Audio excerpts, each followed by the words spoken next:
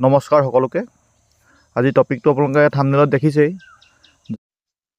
আমাৰ সকলোৰে মনলৈ এটা ভাৱনা আহিব পাৰে যে গভৰ্ণমেণ্টে বিভিন্ন সময়ত বিভিন্ন আঁচনি উলিয়াই নাগৰিকসকলক কিছুমান আৰ্থিকভাৱে সহায় কৰি থাকে, বা আজিকালি মাহিলীও সহায় কৰিবলৈ লৈছে, মাহিলী মহিলাসকলক কিবা এটা দি থাকে। কিন্তু সৰহকৈ অলপ পইচা প্ৰিণ্ট কৰি মহিলাসকলক মাহে প্ৰতি কিয় দি নাথাকে?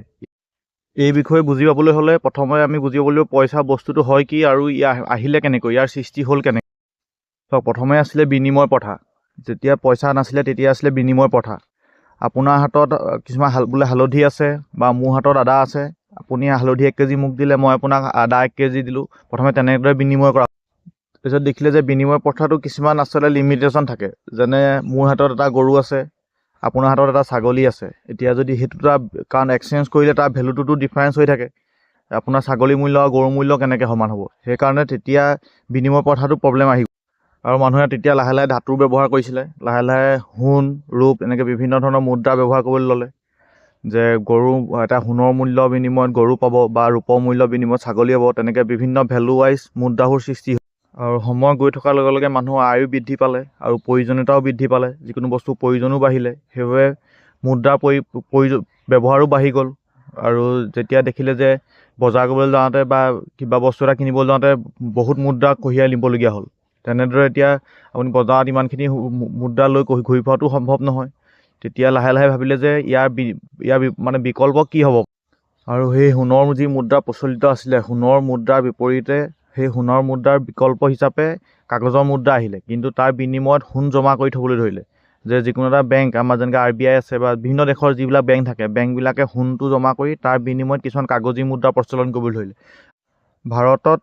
ভাৰত চৰকাৰ আৰু RBI আণ্ডাৰত কাগজী মুদ্ৰা প্ৰিণ্ট কৰা হয়।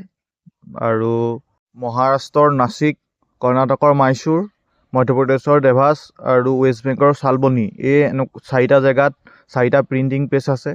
আৰু তাৰে 2টা ভাৰত চৰকাৰৰ আণ্ডাৰত আৰু 2টা RBI আণ্ডাৰত আছে।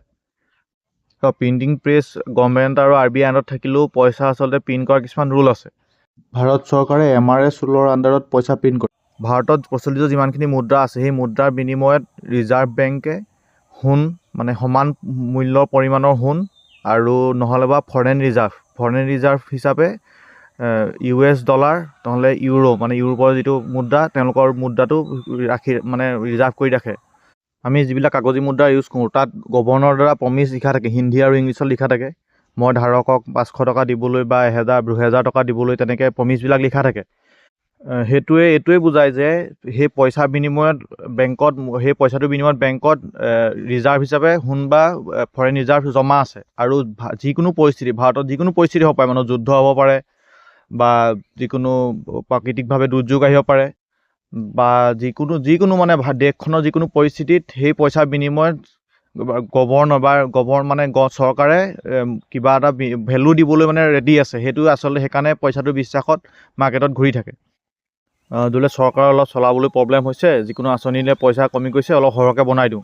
সেইটো যদি কৰা যায় কি হ'ব পাৰে বাৰু? উদাহৰণ হিচাপে যদি আমি চাওঁ, ধৰক আপোনাৰ এখন চাইকেল আছিল, বহুদিন ব্যৱহাৰ হোৱা নাই, আপুনি ভাবিলে মই বিকি দিওঁ এখন। আপুনি চাইকেলখনৰ প্ৰাইচ ৰাখিলে 3000 টকা।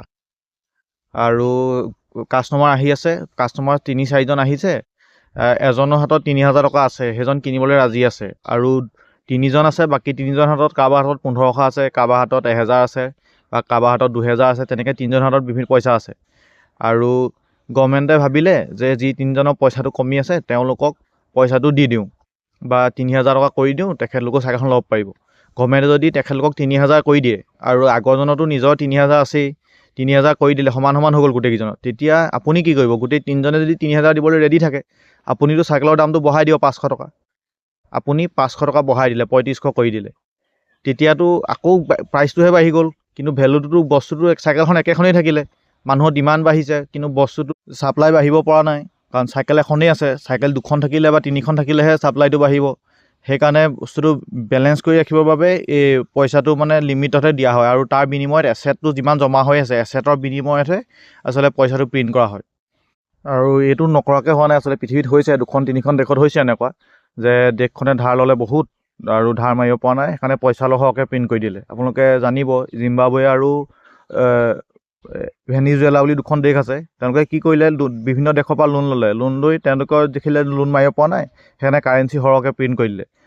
ফলত কি হ'ল, তেওঁলোকে এতিয়া ইমানেই বস্তুবোৰৰ দাম বাঢ়ি গ'ল, চবৰ হাতত পইচা আহি গ'ল, আৰু বস্তুৰ দাম ইমানেই বাঢ়িলে যে তেওঁলোকে যদি এটা পানী বটল কিনিবলৈ যায়, ব্ৰেড কিনিবলৈ যায়, তেওঁলোকে এবেগ পইচা হাতত মোনাত লৈ যাব লাগে। মানে বহুত পইচা ইমানে এভেইলেবল হৈ থাকিলেগৈ, পইচা মানে বেগে বেগে কঢ়িয়াই নিব লগা বেছি বস্তুতকৈ এতিয়া ব্ৰেড আনিবলৈ যায়, ব্ৰেডৰ ৱেটতকৈ পইচাৰ ৱেটহে বাঢ়িবলৈ ধৰিলে। এতিয়া শেষত তেওঁলোকে কি কৰিছে, তেওঁলোকে নিজৰ কাৰেঞ্চি অঁতাই দেশত এতিয়া বেলেগ দেশৰ কাৰেঞ্চি, এতিয়া US ডলাৰ ব্যৱহাৰ কৰিবলৈ লৈছে। আৰু এইটোকে হাইপাৰ ইনফ্লেশ্যন বুলি কয়, আৰু মুদ্ৰাস্ফীতি তেনেকৈ কোৱা হয় অসমীয়াত। ফাইনেন্স ৰিলেটেড সকলো কথা আচলতে শেষত আহি ছাপ্লাই আৰু ডিমাণ্ড ৰৈ যায়হি আচলতে কথাখিনি আহি। সেইকাৰণে গভৰ্ণমেণ্টে এই পইচাটো সৰহকৈ আচলতে প্ৰিণ্ট কৰি সকলোকে বিলাই নিদিয়ে, কাৰণ শেষত একেই হৈ থাকিবগৈ। আজি যদি পানী বটলটো 10 টকা হৈছে, গভৰ্ণমেণ্টে যদি সকলোকে যিকোনো আঁচনি উলিয়াই পইচা সৰহকৈ বিলাই দিয়ে, সেই পানী বটলটোৰ দাম হয়তো 200 টকা, 250 টকা, 300 টকা পৰ্যন্ত হৈ যাবগৈ পাৰে। সেইবাবে গভৰ্ণমেণ্টে সকলোবিলাক চালি জাৰি চাই, আৰু বহুত কথা থাকে আচলতে, মই চিম্পুলকৈ বুজাবলৈ চেষ্টা কৰিছোঁ। সেইকাৰণে সকলো কথা ডিপেণ্ড কৰি পইচাৰ ভেলুটো আচলতে আৰু মাৰ্কেটত বস্তু উপলব্ধতাৰ ওপৰত ডিপেণ্ড কৰি পইচাটো বেলেঞ্চ কৰি দেশখন চলাই থাকে।